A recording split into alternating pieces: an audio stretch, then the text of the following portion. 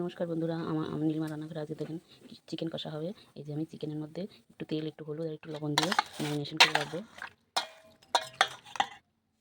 এই যে আমার ম্যারিনেশন করা হয়ে গেছে। এবার আমি এই যে আলু কেটে রেখেছি, যে টমেটো কুচি করে রেখেছি, পেঁয়াজ কুচি করে রেখেছি, যে আদা রসুন আর এই যে পাকা লঙ্কা আর গুঁড়ো মশলাগুলো আমি পরে অ্যাড করছি। এই যে আমি কড়াইটা বসিয়ে দিয়েছি, গরম হলে আমি তেল দিয়ে আলুগুলো ভেজে নেব। এই যে আমার তেল বসিয়ে দিয়েছি, তেলটা গরম হয়ে গেছে। এবার আমি আলুগুলো দিয়ে ভেজে নেব।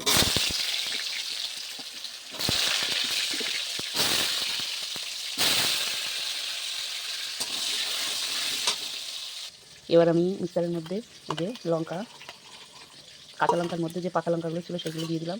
আর এই যে আদা কুচি করে রেখেছি, আদা আর এই রসুন, এইগুলো আমি মিক্সার করে নেব। মিক্সার করে এই যে আমার মশলা পেশা হয়ে গেছে। আমি চিকেন কারির মধ্যে আলু দেবো। এই যে আলুগুলো আমার ভাজা হয়ে গেছে। আমি এবার ওই তেলের মধ্যে আমি আরেকটু তেল দিয়ে দিয়েছি। এবার আমি ফোড়ন দিয়ে দেবো। দুটো শুকনো লঙ্কা, দুটো তেজপাতা ছিঁড়ে দিয়ে দিয়েছি, আর কটা গোটা গরম মশলা, এলাচ, লবঙ্গ, দারচিনি আর এই যে একটু জিরে আমি ফোড়ন দিয়ে দিলাম। এবার ফোড়নটা হয়ে গেলে আমি পেঁয়াজ কুচিগুলো দিয়ে দেবো। পেঁয়াজগুলো ভালো করে ভাজা হয়ে গেলে, একটু নরম হয়ে গেলে আমি অন্য বাকি মশলাগুলো দেবো। হ্যালো বন্ধুরা, এই যে এবার আমি এই যে মিক্সারের মশলাটা রেখেছিলাম ওইটা আমি দিয়ে দিলাম। এবার আমার এই আদা রসুন লঙ্কার পেস্টটা দিয়ে আমি একটু কষিয়ে নিয়েছি। এবার আমি এর মধ্যে একটু জল অ্যাড করবো, মিক্সির ধোয়া জল অ্যাড করে এর মধ্যে আমি কিছু গুঁড়ো মশলা অ্যাড করবো।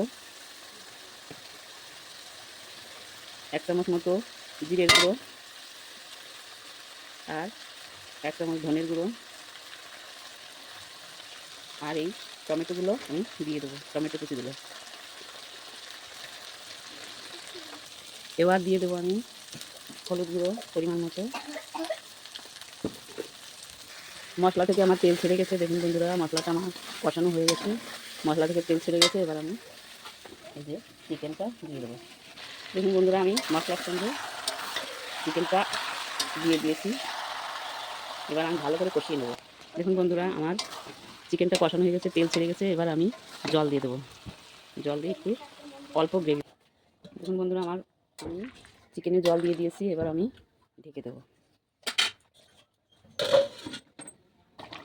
দেখুন বন্ধুরা, আমার চিকেন কষাটা হয়ে গেছে। এবার আমি এর মধ্যে গরম মশলা দিয়ে নামিয়ে ফেলবো।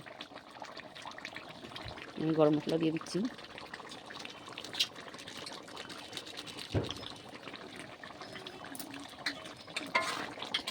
এবার আমি নামিয়ে ফেলবো।